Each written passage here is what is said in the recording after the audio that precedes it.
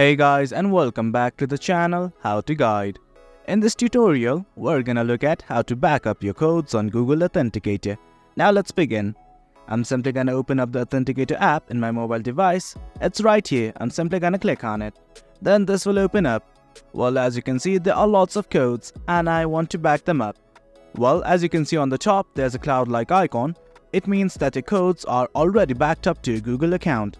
In case the cloud icon was crossed, it means that these codes are only available locally and not linked to your Google account. Another method is simply clicking on these three lines at the top and something like this will open up.